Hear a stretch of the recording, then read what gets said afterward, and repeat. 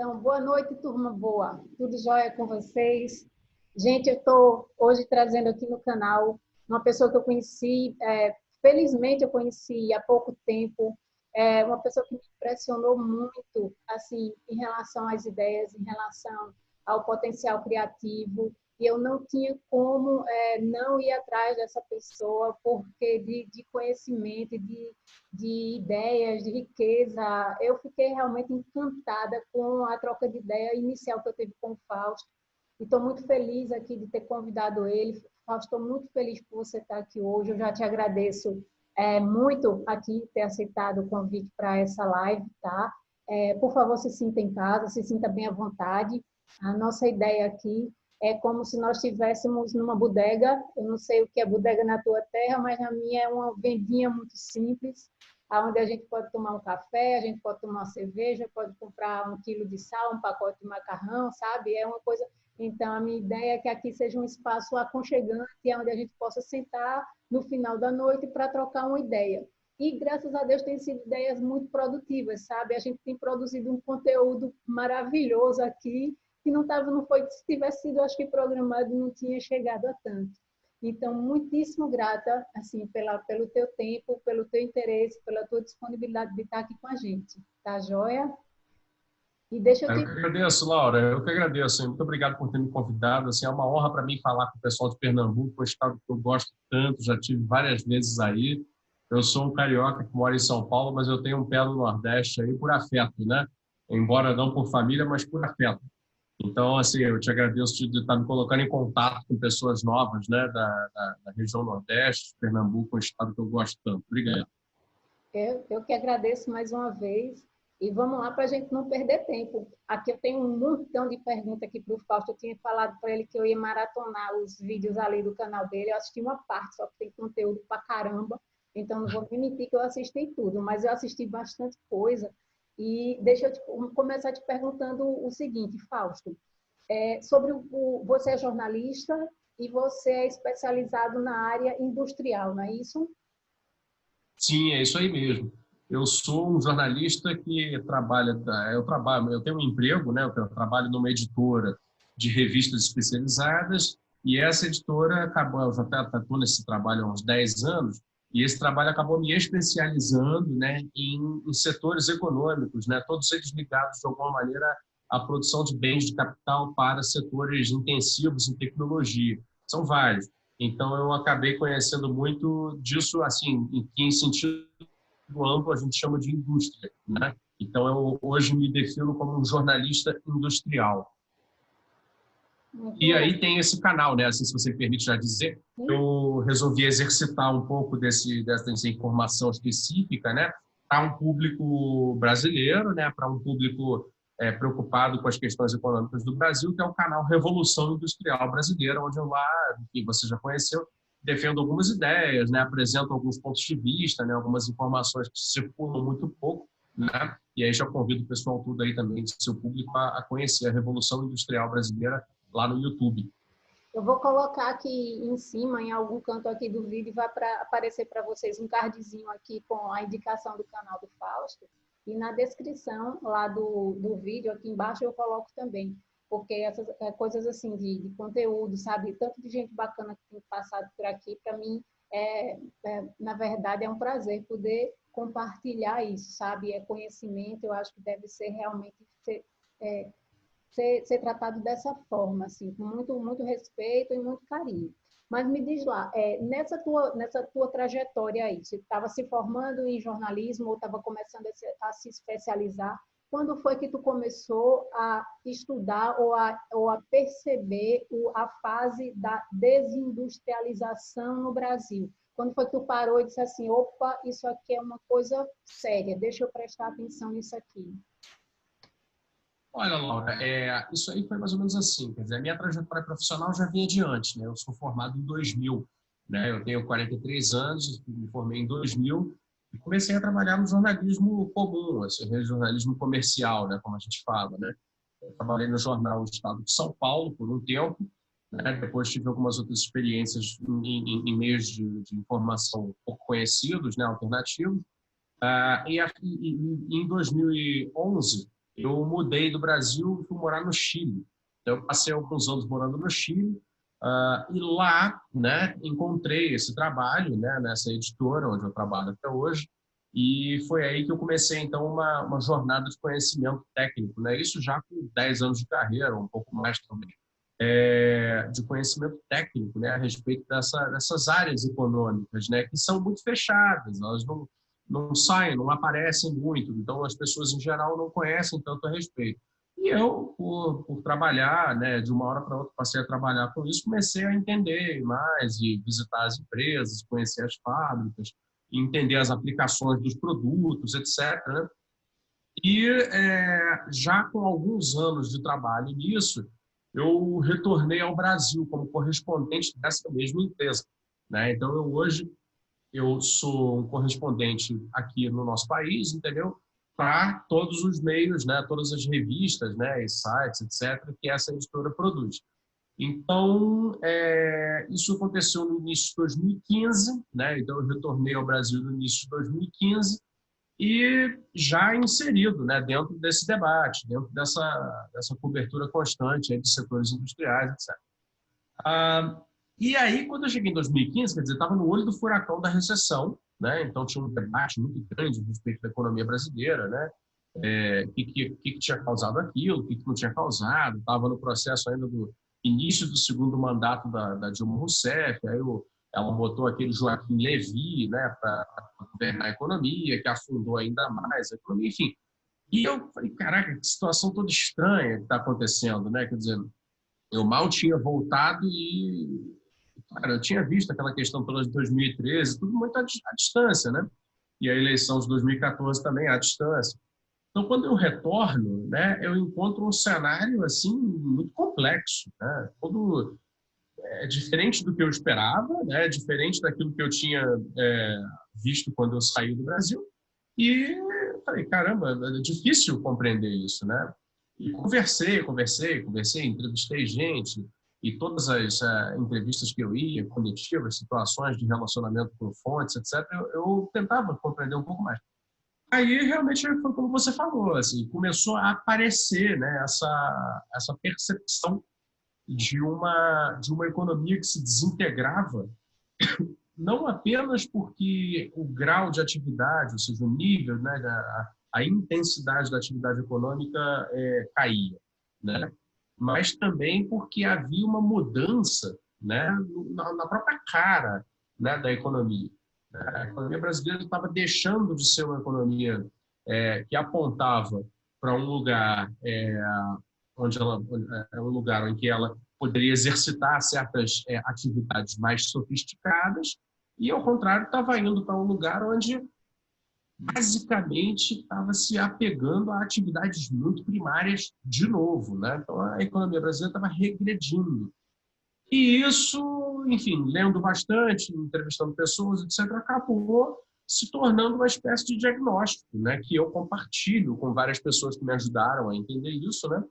E é o diagnóstico da chamada desindustrialização, que é um palavrão, né? Acho que basicamente significa a perda, né, a perda do Brasil. O Brasil, nesse momento, perde a capacidade de produzir de maneira mais sofisticada e mais complexa aquelas coisas de maior valor, né? Então, o Brasil hoje está produzindo de maneiras menos complexas, né, coisas de menor valor. E isso tem um impacto muito grande, entendeu, na estrutura do emprego, tem um impacto muito grande no nível de atividade econômica, né? E aí, nesse tempo todo, acabei amadurecendo um debate a respeito disso com algumas pessoas, né? Decidi, então, abrir lá o projeto Revolução Industrial Brasileira para abordar esse assunto, porque com a eleição de 2018 ficou muito claro que essa desindustrialização continuaria, né? Se aprofundaria, agora com um processo ainda mais acelerado, na verdade, de desnacionalização, né? Quer dizer, todo o plano Guedes, né, o plano do Paulo Guedes, é pegar essa economia barata, primária, e oferecê-la, né, como mercadoria no mercado internacional de investimentos, né?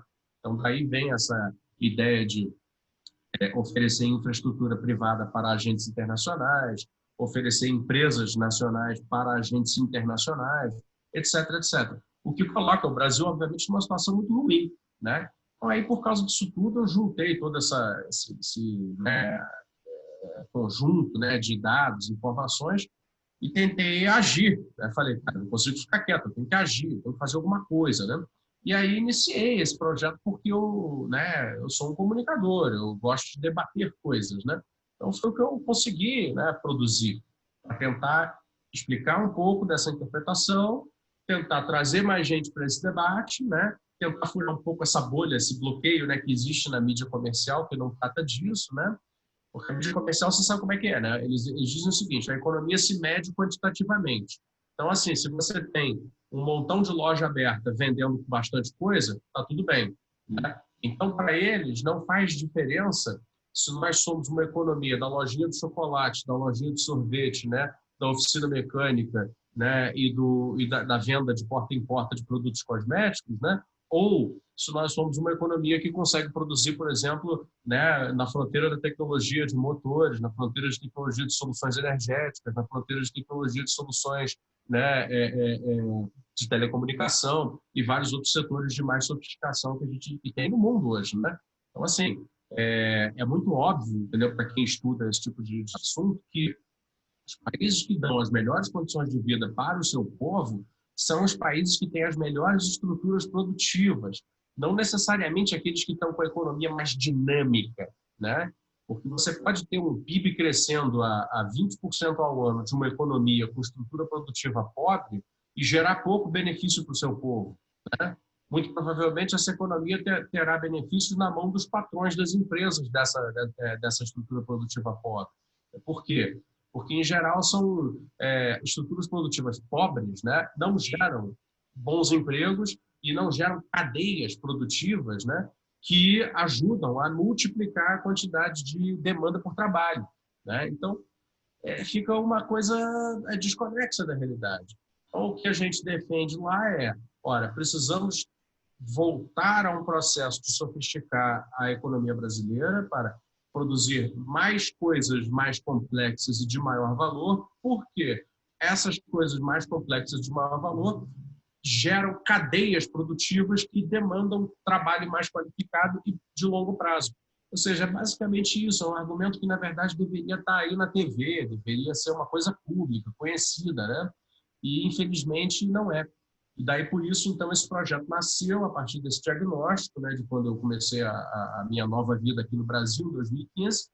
E, enfim, estamos aí nessa briga, né, tentando trazer essa palavra, levar essa mensagem, levar essa explicação para mais e mais pessoas, para que isso a gente possa, quem sabe, né, um dia conseguir mudar esse cenário, né, político brasileiro para que a gente possa retomar esse processo virtuoso, né? Aliás, aproveito para te dar uma novidade aí que o seu público vai gostar de saber, mas a Revolução Industrial Brasileira, que hoje é só um canal no YouTube, mais ou menos aí por agosto, no máximo até setembro, vai ser também um site, né, que vai trazer informações as mais variadas, né, entrevistas, reportagens, notícias, etc., para dar mais densidade nessa argumentação, dar mais conteúdo para as pessoas poderem compartilhar, trazerem mais gente para o debate, né, e entenderem melhor a importância de se discutir uma reindustrialização do Brasil. Ó, Fausto, vindo de você, com o potencial criativo que você tem, que eu sei que você tem, seria até injusto que ficasse somente o canal, tudo aquilo somente no canal, né? Tu falou aí, Uhum. ai, que a minha cabeça já está pipocando aqui, assim, tipo, de todas as coisas que eu imagino que vai ter lá, e já estou muito feliz, e já estou ansiosa aí, e quando quiser divulgar, e qualquer coisa que eu puder ajudar aí, contribuir, sabe, pode contar comigo, assim, porque Te agradeço. eu sou tua fã, sabe? Assim, virei tua fã, porque a gente vai tratar, tu puxou aí uma coisa que eu quero que tu trate como exemplo, mas um pouquinho mais lá na frente, que é um exemplo dessas coisas complexas que você falou agora, que geram maior valor agregado, tá? Então, eu vou pedir para tu me dar um exemplo, mas um pouquinho mais lá na frente.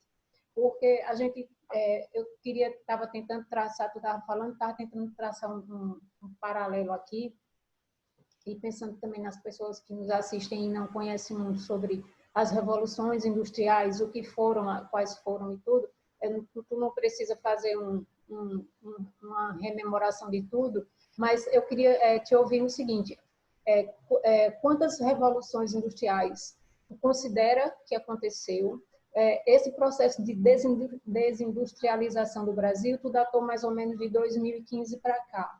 Então, se nesse período de lá para cá, ou se a gente se perdeu enquanto país, dentro dessas supostas revoluções industriais que aconteceram, e se tem como a gente, não sei nem se é tirar a diferença, como suprir essa diferença do que a gente deixou de acompanhar, digamos assim. Eu acho que eu consegui, eu acho que tu conseguiu pegar a minha pergunta, né? Sim, sim. Olha, então, essa é a pergunta de US$ 1 milhão, né, como se fala. Assim, como é que vamos conseguir sair dessa no fim das contas? Não, vai depender de muito projeto, vai depender de muita... Não é de curto prazo, é uma solução de longo prazo, entendeu? Vai depender de uma unificação nacional, assim, uma nova maioria precisa ser construída, né? Para manter, né? Tipo, primeiro estabelecer esse projeto através de eleições, através de um conjunto de novas forças, né, que precisam subir, né, ao poder, e para manter isso também, né? Assim, não é uma coisa fácil de fazer sem grandes apoios, né? Então é preciso haver realmente um novo consenso brasileiro, né? O que já é muito difícil, porque, né, os meios de comunicação comercial não colaboram, né? Eles mantêm essa ideia muito tacanha, né, da economia, essa questão do governo tem que segurar os gastos para ter a credibilidade do investidor que vem aí, vai nos salvar e tal, etc, etc, que a gente vê todo santo dia há anos, né, na TV. Mas aí perguntou então essa questão lá do passado, né? Então, polêmico, tá? Assim, tem gente que acha que foram 4 revoluções industriais, tem gente que acha que foram 3. Bom, eu acho que foram 3, já digo isso. Então, bom, basicamente, a primeira revolução industrial é a que acontece com o início das máquinas a vapor, né? As primeiras fábricas, né? Elas industrializam processos que antes eram artesanais através de máquinas a vapor. Então, tinham caldeiras, né, onde se colocava carvão. Isso acontece na Inglaterra, no início do século XIX, e esse vapor é então usado como fonte de energia para a movimentação de máquinas, né? Movimentação repetida de máquinas, o que faz, lógico, né? Transforma o trabalho muito mais produtivo, né? Como se fala, né? Ele produz-se muito mais em menos tempo, né? Do que uma série de pessoas fazendo a mesma coisa, né? Então, esse processo, assim, estou contando muito grosso modo, claro, né? Esse processo evolui, né? Até que, já no fim do século XIX e início do século XX, com uma produção industrial já bastante significativa, o mundo já era outro em relação a 100 anos antes, né? Com coisas, né, produzidas assim já em maior escala e coisas novas, né, já produzidas. Então, muitas inovações tecnológicas ao longo do século XIX elas vão se incorporando, né, ao cenário da produção. E na virada dos 19 para o 20 você tem esse camarada, né, que é o Henry Ford, né, que aí sim ele faz aquilo, ele pega a ideia da produção em massa e reorganiza, né? Então ele estabelece um sistema de organização produtiva, né, que é da linha da produção, em que na verdade o produto passa na frente de uma série de operários que estão cada vez mais especializados em determinadas funções, né? Então isso aumenta ainda mais a produtividade, é o chamado Fordismo, né? Também conhecido como Taylorismo, porque Taylor, né, dizia mais ou menos a mesma coisa. Pois bem, isso realmente explode, né, de produtividade industrial, e a humanidade então começa a sentir, né, esse efeito econômico, né, da superprodução, de uma superabundância de produtos, né, que nos seus mercados, né, nacionais já não conseguem tantos clientes assim. A produção está maior do que a demanda nos mercados nacionais dos países industrializados daquele momento, né? É quando então inicia-se esse processo de tentativa de internacionalização forçada, né, das empresas, que vem a dar naturalmente um conflito em relação às posses de terra coloniais, né, que já vinha acontecendo de antes, né, desde as navegações lá, com diferentes problemas de anexações, tomadas de terra por guerras, né, e conflitos basicamente entre os países europeus daquele momento, que tentavam se unificar em repúblicas ou em estados nacionais de outras conformações, mas que no momento em que a industrialização começa a ficar muito potente, né, já no que se chama de segunda revolução industrial, vira o problema do chamado imperialismo, né? Então, esses países começam a perceber que não, o grande fator que vai fazer a nossa vitória diante do resto do mundo é termos, né, a produção industrial exportada, né, entrando em novos mercados, e a gente vai usar a estrutura colonial passada para fazer esse trabalho. E quem não tinha estrutura colonial ou tinha perdido a corrida da colonização fica para trás nisso. Então, aí vem as guerras, né? Então, essa segunda revolução industrial, não por coincidência, ocorre no mesmo período em que duas grandes guerras mundiais, que acontecem por razões político-econômicas, né, eclodem no mundo, né? E aí, bom, todo mundo conhece a superfície, né, dessa história, assim, as guerras vieram e tal, etc, etc. Ao final da Segunda Guerra Mundial, temos aí a nova conformação geopolítica do mundo, né, com os Estados Unidos, né, sendo o novo polo de poder. E os Estados Unidos sendo o novo polo de poder, né, tendo, portanto, já saído da sua grande crise de 29 e 30, né, com muito investimento público e muita salvação de empresas e setores econômicos, né, pelo governo, isso leva a uma conformação da sua estrutura produtiva, aí sim, muito ainda industrial, física mesmo, né, de uma maneira praticamente plenipotenciária, né, porque os Estados Unidos têm o mercado europeu na sua mão porque está salvando o mercado europeu. Tem o mercado das Américas inteiro na sua mão porque, né, aqui havia muito pouco desenvolvimento industrial naquele momento, e o que havia, é importante que se diga, né, já estava recebendo iniciativas, né, de ataque, né, da parte dos Estados Unidos para que nós não competíssemos contra eles na disputa mundial por produtos sofisticados.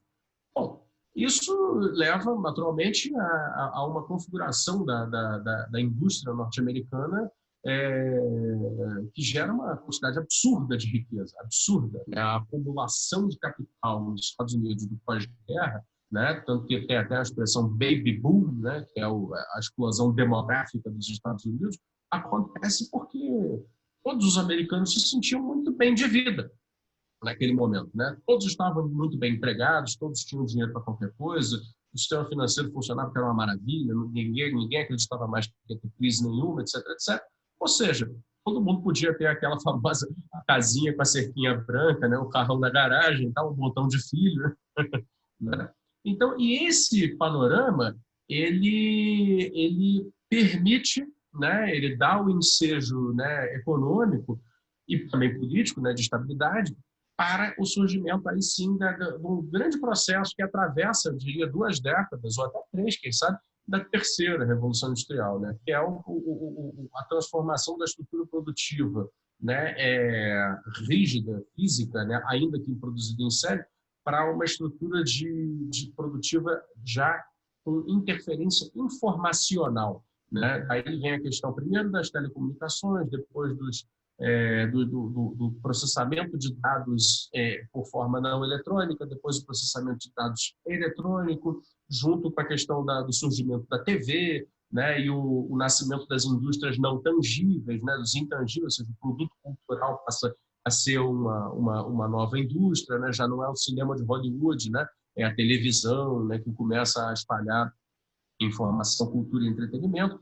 Então, aí configura-se esse novo mundo. Eu, na minha opinião, Laura, acho que esse processo da estrutura produtiva sob interferência informacional, ele é o mesmo que continua até agora, né? Vai ter gente que vai dizer que não, que nós estamos num momento de, como é que chama?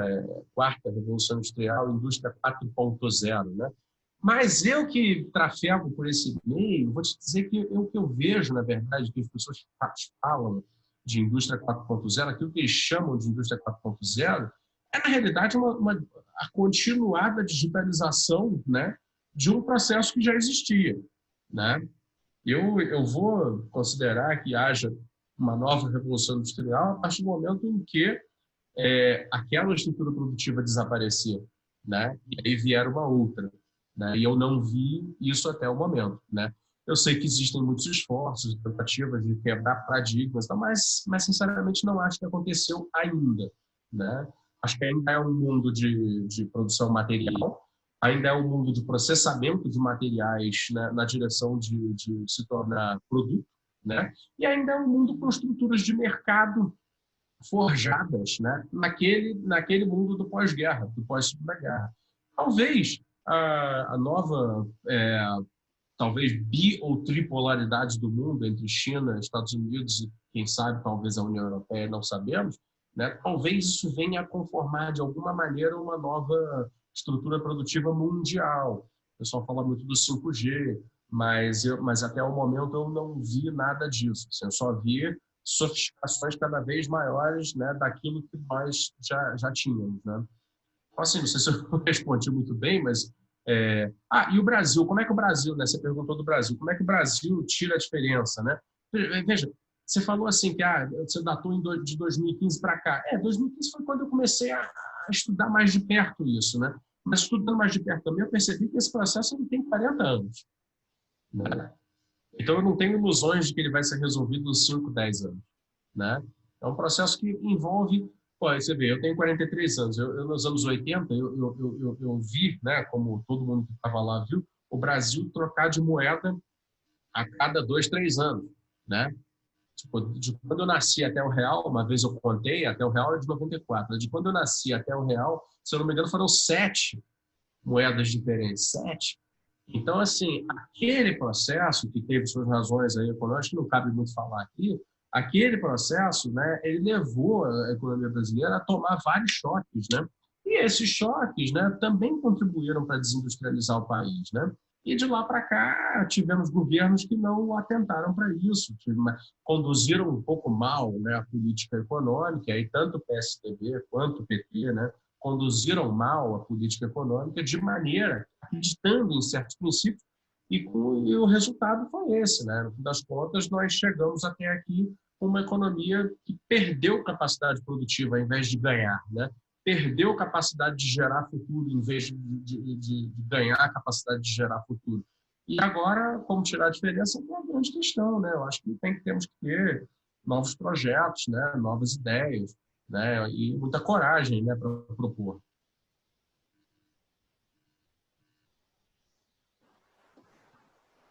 Eu vejo que essas perguntas assim, eu gosto de fazer, estou gostando de fazer, porque tu tem uma leitura ampliada dos cenários, né? Você tipo, você não se restringe somente ao Brasil. A tua análise, a tua vivência inclui outros países, outras estruturas, né? Você trabalha focado nisso no mundo. E aí tu tinha dito que a minha pergunta anterior era a pergunta do US$ 1 milhão, mas não era. A minha pergunta de US$ 1 milhão para você eu acho que é essa agora. Considerando, ainda, digamos que não bota a Covid ainda no jogo, tá? Que a Covid é o que vem depois.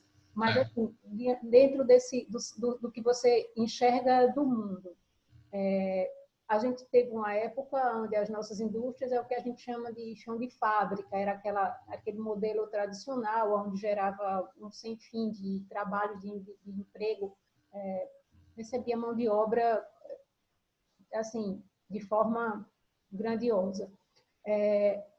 Num cenário sem Covid, o que era que você já imaginava que seria, para onde era que ia essa indústria que absorve, ou se é que ela existe, no Brasil? Se a gente fosse reindustrializar, pensando em mão de obra no Brasil, seria com um foco, se a gente quisesse, por exemplo, se apartar da produção de alimentos e carnes e etc. e tal, a gente quiser, então vamos industrializar o Brasil.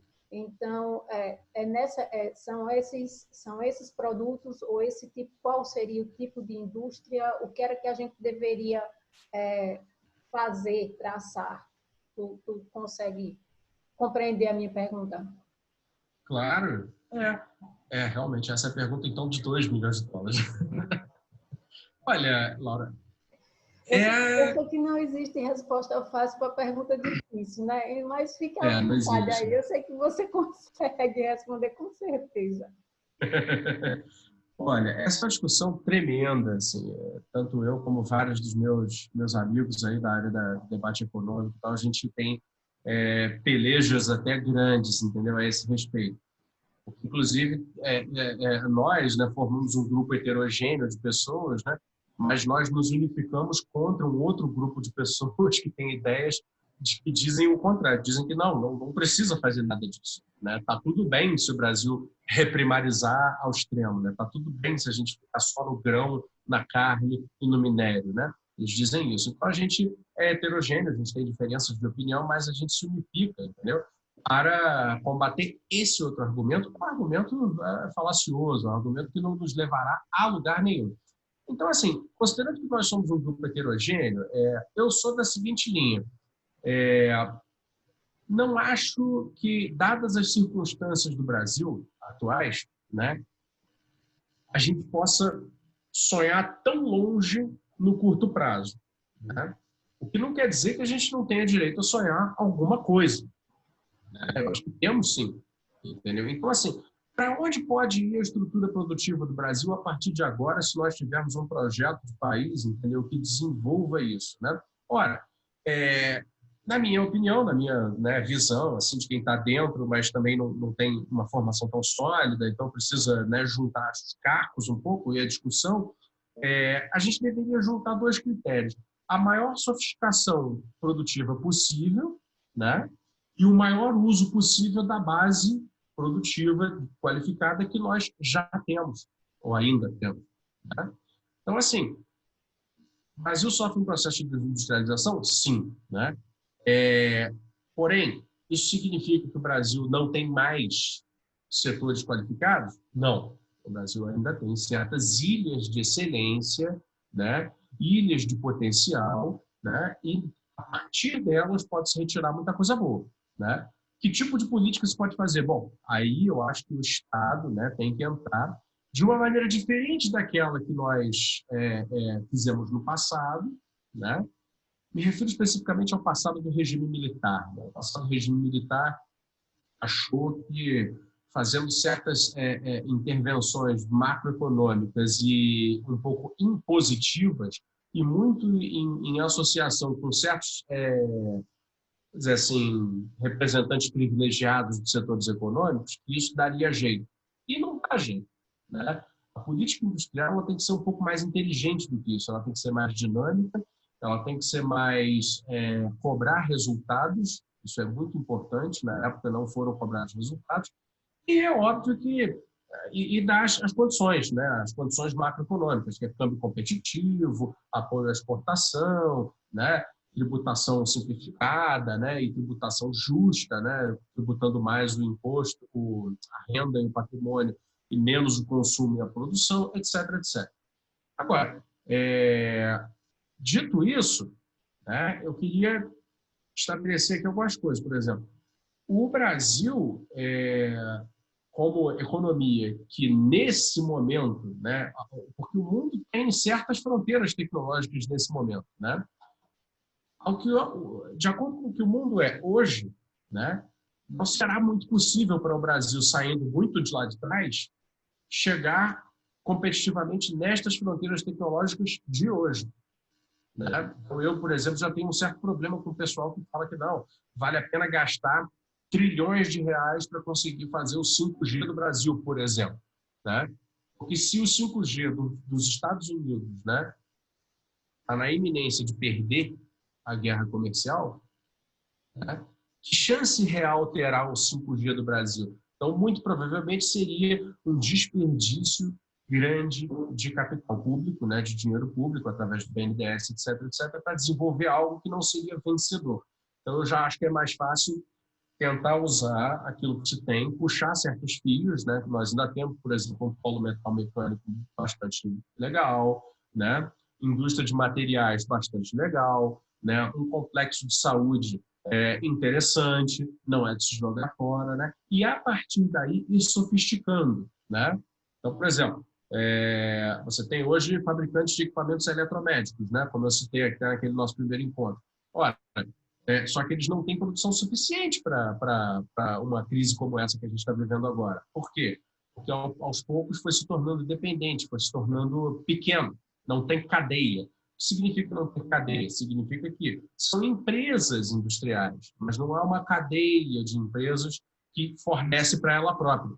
Então, seria necessário reverter esse problema de maneira a que, por exemplo, uma empresa como a Magnamed, daqui de Cotia, São Paulo, pudesse produzir não apenas o ventilador pulmonar, porém outros também equipamentos eletromédicos, com componentes locais, fornecendo para o Brasil e para fora do Brasil. Ou seja, existe muito tecido produtivo para recosturar, né? Então, é basicamente isso que eu gostaria de colocar já como apontando uma espécie de proposta, né? Existem muitas coisas que têm buracos a preencher, né? E eu acho que o dinheiro, né, público seria muito mais bem usado em fazer isto, né? Que é um grande problema que nós temos. Por quê? Porque isso sofisticaria nosso tecido produtivo, criaria cadeias, né? E criando cadeias, você necessariamente está falando de gerar, né, abertura de novas empresas ou ressurgimento de empresas, né, que faliram, que são ofertantes e demandantes de outras empresas, então isso se espalha pela economia, e aí você cria um ciclo virtuoso de empregabilidade, né, qualificação profissional, melhores salários, né, recuperação, inclusive, geográfica dos territórios, né, as cidades, elas passam a ter, com um maior fluxo de renda, elas passam a ter toda uma melhor condição de desenvolvimento urbano, né, maior arrecadação municipal, maior consumo municipal de bens e serviços locais, né, comércio, etc. Então, mais viagens internas, tudo isso é um ciclo virtuoso, né, que cadeias produtivas mais sofisticadas, mais ricas, mais diversificadas pode trazer para o Brasil. Então, assim, esse seria o primeiro critério que eu gostaria de defender. Mas aí você pode dizer, pô, Fausto, mas você passa a vida falando de sofisticação produtiva no canal e agora está falando de pegar e reindustrializar apenas a partir daquilo que temos? Não, não apenas, né? O problema da sofisticação mais de ponta é que setor você vai abordar, né? Porque você tem o seguinte problema. Os setores realmente sofisticados, acho que hoje são mais ou menos inatingíveis para nós, né? Nós chegamos em um setor altamente sofisticado. O único setor altamente sofisticado que o Brasil chegou em toda a sua história foi o da aviação, né? E graças ao Covid, né? Sei lá, ou graças a porcaria que a Boeing se tornou, né? Virou um alvo de escândalos, né? Graças a essas coisas já ainda mantemos, né? Então esse patrimônio, né, de tecnologia de aviação e aeroespacial, soluções aeroespaciais, que é a Embraer e todo o complexo em torno dela, né? Não é só a Embraer, né? Tem um complexo, né, aeroespacial em torno dela que existem algumas multinacionais associadas, porém é todo ele assentado aqui, gerando tecnologia aqui, riqueza aqui, trabalho aqui, etc, etc. Pois bem, nós poderíamos, né, atingir esse mesmo nível de sofisticação produtiva que o setor de aviação e aeroespacial atingiu, dentro de um prazo razoável, naturalmente, de uma política industrial razoável, em outros setores. Então, por exemplo, temos a tecnologia, conhecemos, né, o Brasil conhece a tecnologia de sistemas elétricos, né? Pouca gente sabe disso. O Brasil tem um grupo pequeno de empresas, uma em especial, que é a WEG, né? Mas um grupo pequeno de empresas, né? Que a WEG poderia ser a líder disso, né? Que conhece sistemas elétricos muito bem. Então, assim, nós poderíamos assumir uma posição, né? No geomercado, né? No mercado mundial, importante, né? Dependendo de termos política para isso, né? Na área de sistemas elétricos. Então, são motores elétricos, turbinas elétricas, capacitores, né? Enfim, equipamentos de transmissão, né? Até mesmo, quem sabe, essa questão que é a grande, né? O grande problema da energia limpa no mundo, né? Que são as baterias, né? Que recebem a energia das fontes renováveis e passam para as, né, redes de distribuição. Nisso nós poderíamos, então, ter algum sucesso. Poderia ser uma outra coisa, então. Então, nós chegaríamos, através desses dois, aí já mais perto de alguma fronteira tecnológica, embora não de todas, né? Agora, temos que ousar um pouco mais ainda e em certas questões que aí sim são potenciais exclusivamente brasileiros. E aí eu quero me referir exatamente à minha proposta de um complexo bioindustrial, né, na Amazônia. A Amazônia hoje é um território que vai morrer, vai morrer. E o que vai matar a Amazônia, né, é o nosso primarismo econômico, né, que leva, né, o burguês do campo, né, o latifundiário, a desmatá-la, né, para fazer pasto, para fazer engordar boi, né, para levar, né, ou seja, toda a economia primária tradicionalíssima, né, colonial, né, do Brasil, que vem matando, vai matar a Amazônia, vai matar o índio dentro da Amazônia, o ribeirinho dentro da Amazônia, vai matar a árvore da Amazônia, o peixe, o rio, vai matar aquilo tudo. Então, a Amazônia, para não morrer, ela precisa de uma outra economia, né? Porque não acredito, eu pessoalmente não acredito na hipótese da Amazônia simplesmente virar uma grande reserva intocada, né? Isso não acontecerá, né? A partir do momento que se determinar que aquilo é tudo uma grande reserva, ato contínuo vai haver corrupção, né? Para fazer o desmatamento ilegal e a grilagem, né? Porque essa é a história do Brasil, né? Forjam-se documentos de propriedade nos cartórios, grilam-se as terras, entra-se lá para fazer a mesma coisa de sempre. Então, a nova economia da Amazônia teria que ser, né, um dia eu tenho fé de que vai ser, a economia da extração da molécula, não da extração da árvore, né? A extração do DNA do inseto, e não a matança da onça, né? Vai ser a extração da folha e não do talhão de florestas, né? Vai ser, na realidade, uma economia que se beneficia da floresta, não só em pé, como crescendo e se reproduzindo, né? E isso necessariamente tem que incluir aquelas populações amazônicas tradicionais que vivem lá desde sempre. Mas aí como é que isso se relaciona com produção, né? Porque estamos falando de economia, preciso produzir alguma coisa. Olha, se relaciona da seguinte maneira: biomoléculas são matéria-prima do futuro, né? Quem não quiser enxergar isso não está enxergando o mundo que está vindo aí, né? As biomoléculas serão, mas são já de alguma maneira, a matéria-prima que permitirá, através de engenharia genética, biocomposições, né, formulações bioquímicas, etc., etc., a produção de uma série de soluções para coisas que ainda sequer foram pensadas, né? Então, a pessoa vai falar muito da farmacologia, a farmacopeia amazônica, é verdade. Não sei se você sabe hoje, se não me engano, 60% do produto farmacêutico do mundo é biofarmacêutico. Isso já hoje, né? Ou seja, já mais da metade da indústria farmacêutica do mundo é biofarmacêutica, né? Então, você já vê aí o potencial. E o Brasil tem ali aquela biblioteca infinita, né, onde o conhecimento está ali, entesourado, né, dentro da biodiversidade, né, e, ao mesmo tempo, essa biblioteca vem sendo atacada por todos os lados. É preciso salvar a biblioteca e estudar dela ao mesmo tempo. E, como qualquer aluno que estuda, né, o aluno estuda para aprender a fazer algo. Então, eu acho que essa é a função. Então, isso seria uma fronteira tecnológica inovadora, algo que ninguém mais poderá ter. Ninguém mais tem Amazônia no mundo, né? A mega biodiversidade amazônica está aqui, está no norte do Brasil e acabou. Agora, se o Brasil continuar tratando a Amazônia dessa maneira irresponsável como trata, como sempre tratou, vai matar, vai queimar a biblioteca, vai queimar os livros, né? Se por acaso ele tomar a decisão de fazer um complexo bioindustrial correto, ecológico, né, que proteja as populações, proteja, mas que crie uma economia que faça sentido para aquele lugar que está existindo como tal, bom, aí temos uma chance realmente de chegar a um lugar bem longe em termos de desenvolvimento econômico. Essa seria mais ou menos o panorama que eu visualizo para o país, né, em termos de reindustrialização sofisticada. Nós já temos ou tínhamos até começar esse ataque, digamos assim, às estruturas, às poucas estruturas, né, que a gente tinha. A gente já teve ou tem condições técnicas, digamos assim, instrumentais, pessoas, laboratórios, toda a estrutura para botar isso em prática, ou isso teria que ser ou trazido, digamos que os nossos cientistas que estão fora do Brasil para fazer isso, ou trabalhar a qualificação, ou trazer profissionais qualificados para investir nisso? surpreendentemente, nós precisaríamos de muito pouca coisa vinda de fora para fazer isso. Felizmente, né, e é uma coisa muito curiosa, porque parece até que as pessoas têm uma visão do Brasil muito radicalizada, né? Então, frequentemente, quem quer olhar o Brasil de uma maneira empobrecedora, né, fecha os olhos para as coisas fantásticas que foram feitas já no país, e que são patrimônio do país, né?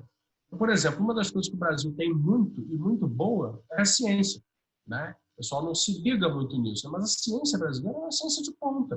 O Brasil está entre os países que mais produz ciência no mundo.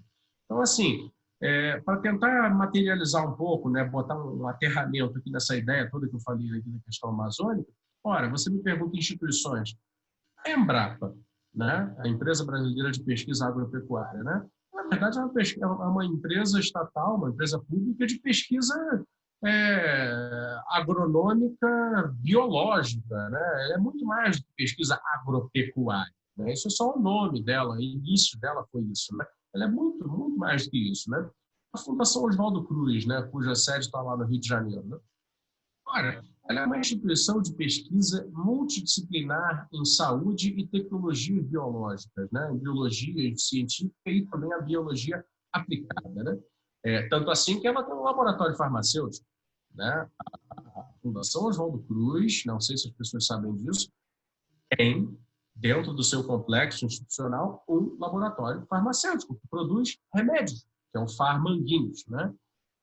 Aqui em São Paulo tem algumas instituições muito interessantes, né? São Paulo, pela riqueza industrial que acumulou durante algumas décadas do século XX, conseguiu institucionalizar bem certas coisas. Então, por exemplo, o Instituto Butantan, né, daqui de São Paulo, é responsável por produção de vacinas, pesquisa com soros, né, a partir de veneno de cobra, né, e várias coisas que eles já fizeram ali. A área, por exemplo, de pesquisa genética no Brasil, o Brasil é um dos países que participou do projeto Genoma com mais altivez, né? A pesquisadora Maiana Zatz, por exemplo, do Brasil, daqui de São Paulo, é respeitada no mundo inteiro nessa área de genética. Agora mesmo, por exemplo, na crise do Covid, eu soube pela TV, outro dia, a Maiana Zatz está convencida de que existe um perfil genético que é mais ou menos imune ao Covid. Não imune no sentido do contágio, mas no sentido de que a pessoa tem poucos sintomas, ou nenhum sintoma. Então, ela está pesquisando isso lá com a equipe dela para descobrir, afinal de contas, qual é esse perfil genético, como se pode fazer terapias no DNA, né, terapias genéticas, para contribuir para a cura dessa doença que agora está aí matando tanta gente. Então, não é verdade, né, que não existam capacidades, né, no Brasil. O que falta, né, aqui é justo essa conexão entre essa ciência, né, que é produzida nos laboratórios, nas universidades, porque tem outros exemplos também, e a estrutura produtiva. Né? E é esse projeto que não existe.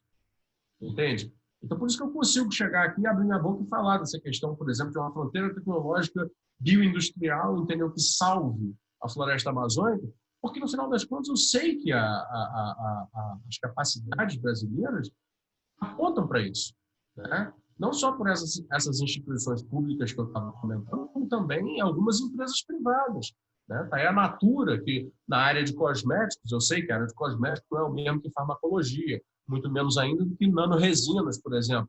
Porém, você tem ali engenheiros químicos, engenheiros bioquímicos, eles também fazem parte da capacidade brasileira. Entende? Então, assim, eu não vejo necessidade, porque eu, né, como conheço um pouco por dentro, né, a economia, né, da indústria, etc., posso dizer, eu não vejo essa necessidade, entendeu? E por isso eu concordo com essa visão que diz isso, de que o Brasil tem que importar cérebros, né, ou importar muita tecnologia para poder fazer o seu próprio processo. Não existe isso. A capacidade humana, ela já está instalada. São muitas universidades excelentes, são muitos centros de pesquisa excelentes, são muitas ilhas, né, de excelência espalhados aí pelo país, então ficam subutilizados por falta de verba, por descuido, por má administração, né, por falta de projeto, por desconexão com a produção, né? Mas uma vez que esses laços possam ser costurados, entendeu? Não é impossível sonhar com essas coisas, não.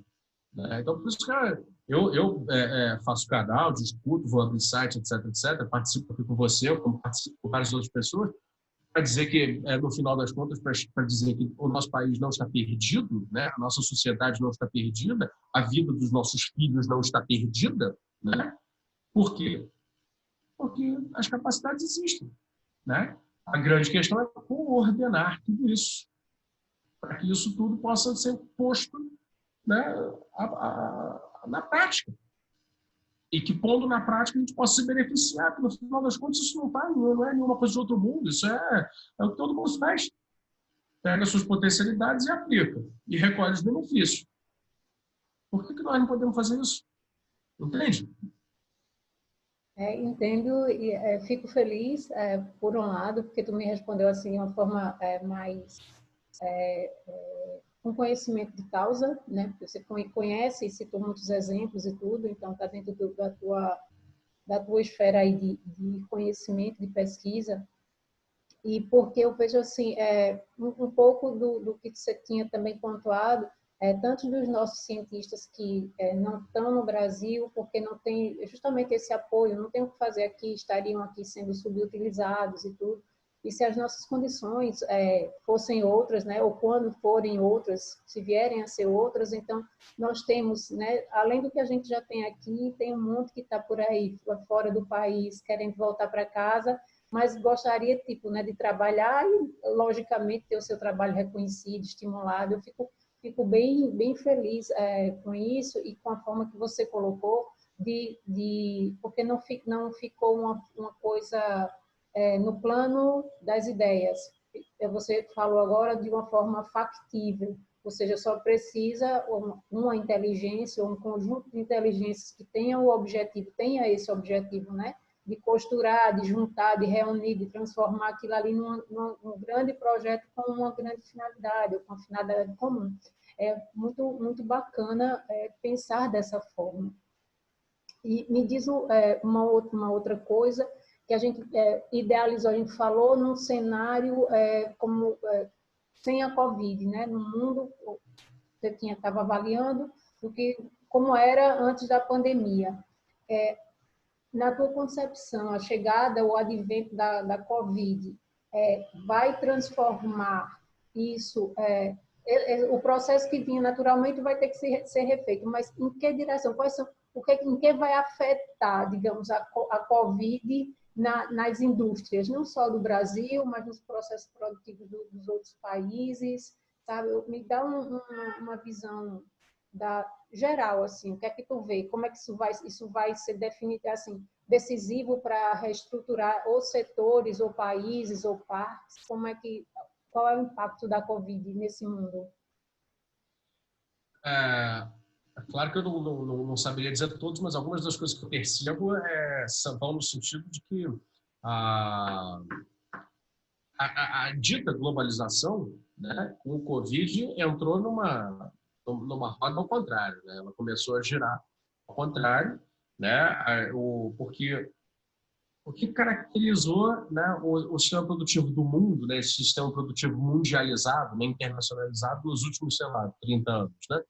É a fragmentação, né, da produção entre nações. Então, corporações multinacionais, né, se sobrepõem aos estados nacionais e instalam, né, em determinados lugares, de acordo com critérios econômicos seus, né, unidades de produção, e aí vão transformando o mapa do mundo numa grande linha, né, interconectada de produção, entendeu? De acordo com as suas estratégias. Isso submeteu o governo, submeteu economias nacionais,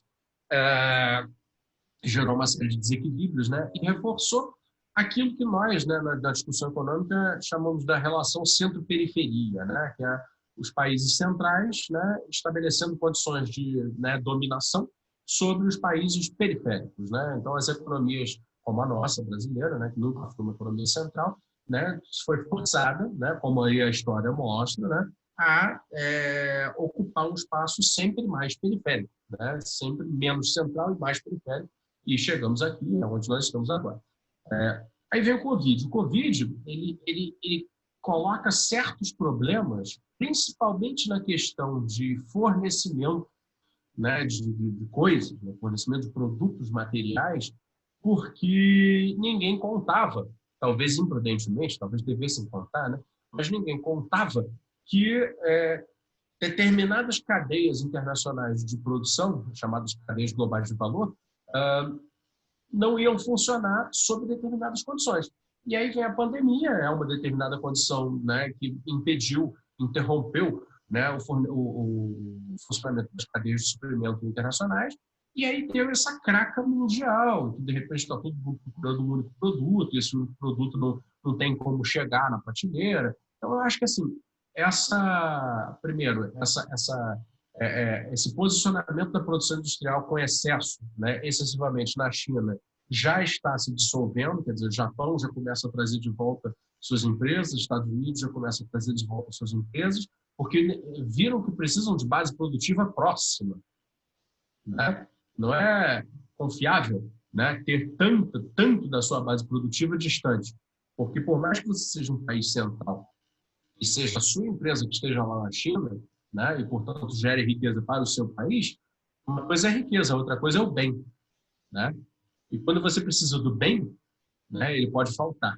Então, isso foi uma grande lição, já está acontecendo e eu acho que é uma tendência. Então vai se reverter um pouco dessa hiperfragmentação da produção pelo território mundial. Isso é positivo para as economias periféricas, porque cria uma oportunidade para novos projetos de desenvolvimento industrializantes, sofisticados e corretos, não como no passado, gosto de repetir sempre, mas visando o futuro, né? Que preencham, né, esses buracos produtivos que aqui no terceiro mundo, né, no mundo subdesenvolvido, são enormes, né? Então, essa é uma possibilidade que se abre, né? É uma chance, uma oportunidade de discutir e tentar materializar isto, né, dentro do Brasil, mas acho que os argentinos também deverão pensar a mesma coisa para a Argentina, acho que os mexicanos deverão pensar a mesma coisa para o México, né? E os países pequenos em volta, né, aí falando um pouco de geopolítica, devem todos entrar como apoiadores disso, né? Porque tirando o caso dos Estados Unidos e da China, a China nem tanto, mas tirando o caso dos Estados Unidos, todo o mundo se pensa regionalmente, né?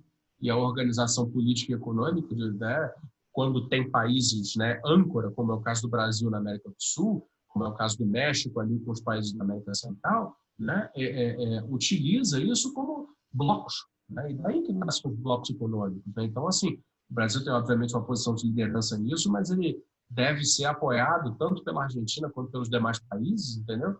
Para que haja uma nova focalização produtiva regional, né? Em benefício da própria região, né? Do enriquecimento da própria região, da geração de melhores trabalhos, melhores empregos, etc., como também da proteção e da segurança, né, material dos povos dessas regiões. Então, passamos, mais uma vez, por um perrengue como esse que estamos passando aí agora, né? Que a ultradependência nos leva a uma situação quase calamitosa, né? Quase calamitosa. Então, isso é uma das coisas que eu acho que vai acontecer com o pós-Covid ali. Claro, né, vai ter várias outras consequências bravíssimas, né? Agora, a configuração da classe média brasileira mudou talvez para sempre, né? A classe média brasileira é essa que sonhava em ter pequenos negócios, abrir uma barbearia, abrir uma franquia da loja de chocolate, abrir um McDonald's, esses negócios, entendeu? Não sei, agora o que ela vai fazer? Né? Depois de um tombo de 9% que vem aí esse ano, ou 10%, sabe-se lá, né? Que consumo existirá nos próximos anos para garantir isso? Não muito, né? Então, sabe, tem várias coisas acontecendo aí no pós-Covid que, infelizmente, temos esse governo, né? Esse governo não ajuda, ele atrapalha, né? Ele deveria estar recuperando desde já o cenário microeconômico, né? O cenário ali do nível das empresas, né? Não está fazendo isso, né? Joga um monte de dinheiro para os bancos e diz, lavem as mãos.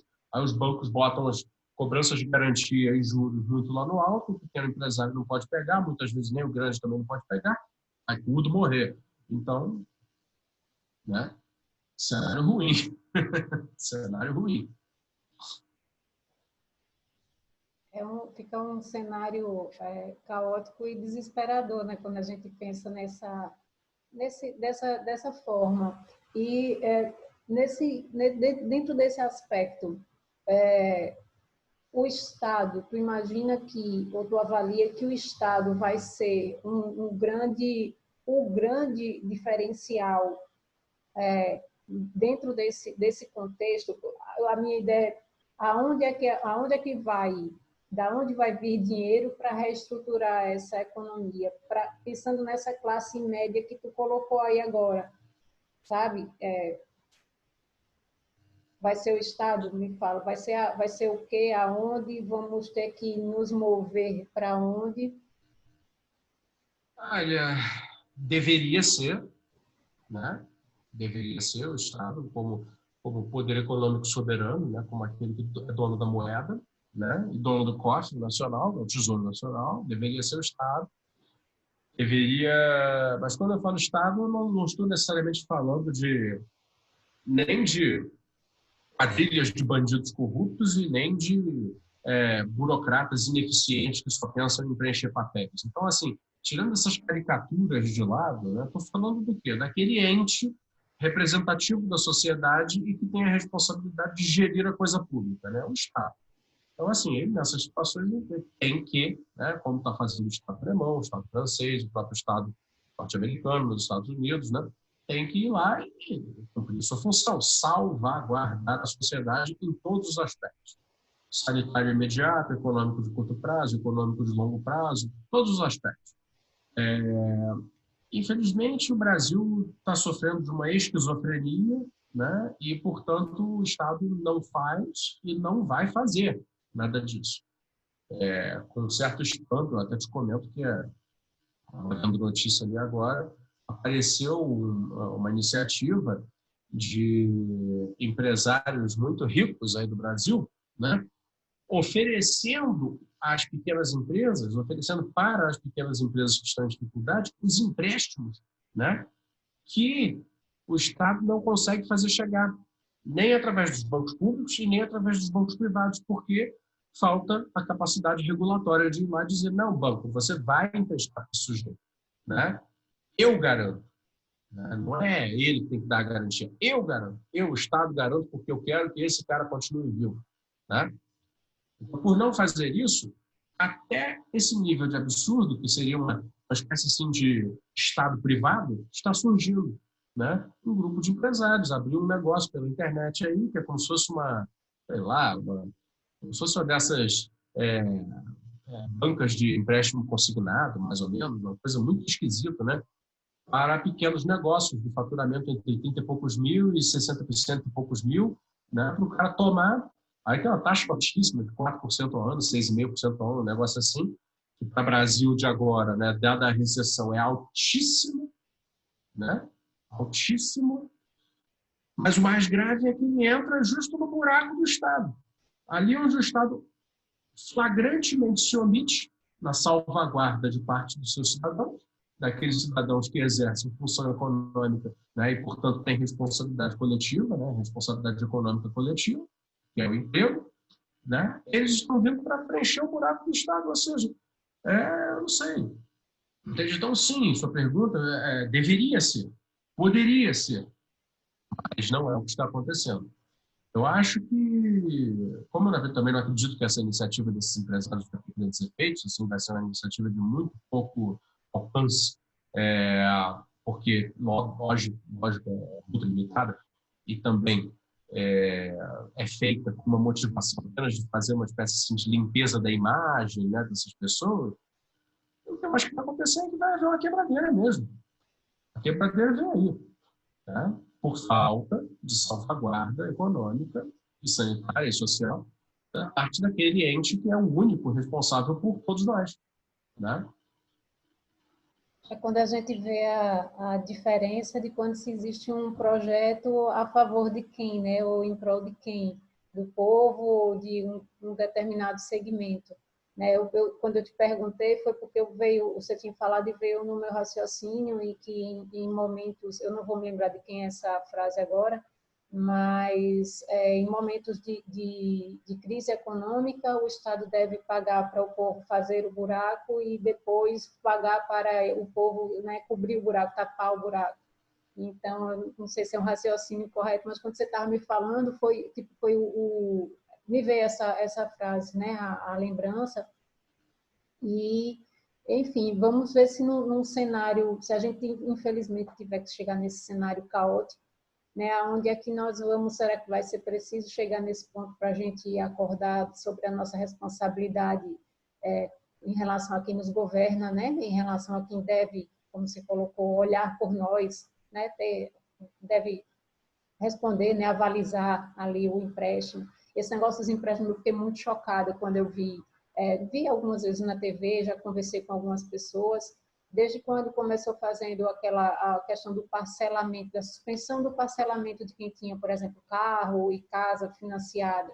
Em outros países, os bancos simplesmente suspenderam. Os mesmos bancos que tem no Brasil, que tem fora do país, os mesmos bancos em outros países, eles apenas suspenderam por conta da cobrança, e no Brasil não. No Brasil, eles fizeram como se fosse uma renegociação.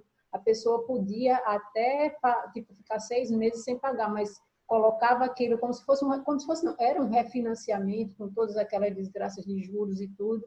E agora, em relação à Covid, exigindo dos empresários garantias de imóveis, enfim. Então, isso para mim é muito absurdo, sabe? Eu fico muito triste, e por isso que você falou, porque não houve uma regulamentação prévia que dissesse, não, sou eu que vou garantir que ele vai pagar o empréstimo e não ele vai ter que despender do patrimônio dele ou do que ele conseguiu, né, conquistar por conta de um empréstimo. Não era nem para ser emprestado. Mas vamos lá. Escuta, deixa eu te falar. A gente está chegando aqui a 1 hora da nossa conversa, que foi o que a gente tinha combinado.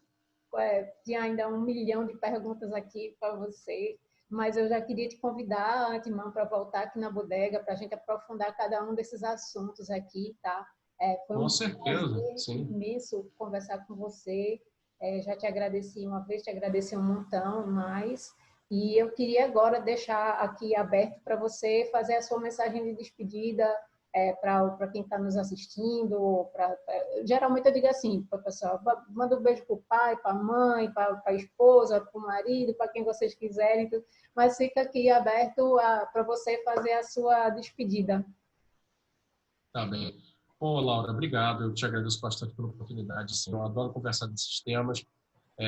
Realmente estamos há 1 hora conversando. Assim, é denso, né? É uma coisa que exige, né, da cabeça. Então, é claro que tem muita gente que se cansa. Eu entendo isso, tal, mas eu acho que é um debate muito necessário, né? Eu queria deixar uma palavra final a respeito do seguinte: nós não somos um povo errado, né? Não tem nada de essencialmente equivocado, estranho ou qualquer coisa negativa que defina, né, nós como sociedade, né? O fato de você ter nascido no Brasil não te coloca em nenhuma condenação, né? Mas isso é necessário ser dito, parece óbvio, né? Mas isso é necessário ser dito porque justo para aquelas pessoas que hoje saem por aí com a bandeira verde e amarela e são muito escandalosas, barulhentas e tal, se você fizer uma conversa próxima com elas, porque muita gente também conhece esses que estão agora nas praças aí com as bandeiras verde e amarelas, gritando muita coisa, sabe? Conhece das suas famílias, né? Conhece das suas relações pessoais. Saberá, portanto, né, reconhecer o que eu vou dizer aqui agora, que essas pessoas, costumeiramente, são aquelas que diziam frases assim: esse país não tem jeito, isso aqui melhor, a única saída disso aqui é o aeroporto, entendeu? Coisas do gênero, né? São pessoas que deixaram de acreditar e desenvolveram, na verdade, uma relação de raiva, né? Com o próprio fato de terem nascido aqui, com o próprio fato de serem parte dessa sociedade. E eu não quero, com isso, né, traçar aqui um discurso de base patriótica vazia, né? Eu não sou um cara de patriotadas, né? Não, eu só acho que é necessário parar de fugir daquilo que nós somos, né? Nós sim somos um povo de um país que é um continente, né? Que abriga uma galera que é absolutamente diferente entre si, e, portanto, é necessário reconhecer nessas diferenças entre todos nós, né, o maior valor, né? E as nossas capacidades, a história mostra que elas surgiram desse encontro de diferenças.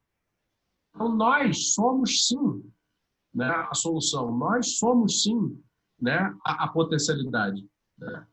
Precisamos, na verdade, parar de achar que nós não somos nada, né? Precisamos parar de fugir de nós mesmos e parar de aceitar gente em cima de nós dizendo que nós não somos capazes. Entende? Então, assim, se eu pudesse deixar uma palavra final aqui, seria: vamos botar essa bola no chão, entendeu? Baixar essa poeira e pensar, caramba, será que existe realmente alguma coisa essencialmente errada com a gente? Né?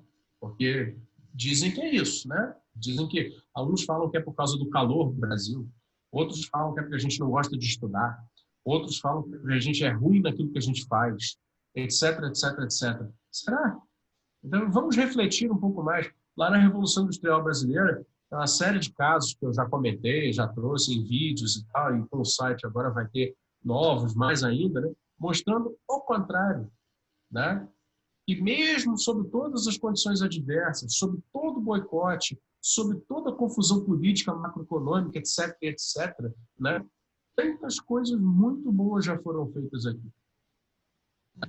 Então, assim, é preciso ter esperança. É preciso, porque, assim, não vamos nos enganar. Simplesmente lavar as mãos significa concordar em descer pelo ralo mesmo, né? E o ralo suga, o ralo pega e leva. Então, é preciso nadar contra essa corrente, né? Se não nos batermos agora, né, para levar isso que nós somos a ser alguma coisa melhor, né, vai ficar muito difícil dali para frente. Em pouco tempo vai ficar muito mais difícil, né? A força do ralo é muito forte. Então vamos todos nadar contra isso, né? Apenas essa junção de forças, né, conseguirá tirar essa gravidade negativa que se exerce sobre a gente, né? Então, Laura, obrigado pela oportunidade. Eu queria dizer isso no final, entendeu? Vamos parar de fugir, né, dessa entidade, né, Brasil aí, que ninguém sabe bem definir o que é, porque cada um fala de um ponto de vista e todos os outros também são válidos, né? E essa que é a grande beleza, né? Essa que é a grande, né, a face mais bacana, né? Dessa entidade estranha, né? Que nós, no fundo, somos. Cada um é um pouquinho dessa entidade estranha, né? Um carioca que mora em São Paulo com uma pernambucana falando por uma internet, né, às 10 da noite, né, a internet cheia de tecnologias importadas, mas que nos possibilita retrazer, né, de alguma maneira, uma raiz, entendeu? Nossa, nesse encontro de diferenças que, no fundo, multiplica o conhecimento das nossas potencialidades e, quem sabe, mobiliza pessoas a tentar mudar. Pô, eu acho que isso exemplifica muito bem o caminho a seguir, né? Então é isso. Te agradeço mais uma vez, estou à disposição. Ai, Fausto, obrigadíssimo, obrigadíssimo de coração mesmo aqui pelas palavras, pela conversa agradabilíssima aqui, que eu quero repetir muitas vezes, porque cada um desses temas que a gente falou aqui, se a gente quiser aprofundar, a gente tem muito o que falar. Se eu puder te convidar para um outro momento, eu queria tipo trazer, a gente falou hoje sobre o mundo, sobre o Brasil como um todo, mas num outro momento eu queria tipo tratar com você sobre o Nordeste, sobre Pernambuco, sobre a minha realidade, Vamos, sobre a nossa realidade aqui, sabe? Porque a gente está fazendo um processo de construção e eu acredito que a gente constrói dessa forma, ouvindo, né? Até quem a gente discorda, ouvindo as opiniões. Mas aqui a gente tem as conversas que eu tenho trazido aqui, que a gente tem tido aqui, sempre muito numa mesma linha. Todo mundo tem o mesmo objetivo, e cada um contribui, como você falou agora, com um pouquinho diferente. E eu já tive, graças a essa ferramenta, né? Eu estou aqui em Pernambuco, você está em São Paulo, e a Juliana está lá no Rio Grande do Sul, a Amanda está lá no Amazonas, e a gente consegue sentar aqui virtualmente e construir. Então, isso é fantástico. Então, vamos aproveitar o que a modernidade nos deu, né? Essa felicidade de estar aqui, estar contigo. Quando é que a gente poder estar tomando um café com uma conversa dessa, né? Então, pessoalmente, ai, meu Deus, que maravilha, então. Deixa eu agradecer a turma boa que ficou com a gente até agora. Eu tenho absoluta certeza que vocês gostaram. Sigam o canal do Fausto, sigam ele lá no Twitter. Já coloquei aqui, mas eu vou colocar os perfis novamente aqui na descrição, tá joia? E vamos contribuir, vamos trocar uma ideia com ele, vamos dar trabalho para o Fausto, bora? Todo mundo manda pergunta para lá para ele no Twitter, Fausto, e aí, dá aqui uma luz e tal. Eu tenho certeza que vocês vão adorar, tá joia? Então, quem não se inscreveu no canal ainda, por favor, se inscreva, deixa o like, compartilhe o vídeo. Se vocês gostaram, vocês compartilham com os amigos. Se vocês não gostaram, vocês mandam para os inimigos. Enfim, essa é a ideia, tá joia? Então, muitos beijos para vocês, minha turma boa, maravilhosa, e fiquem com Deus.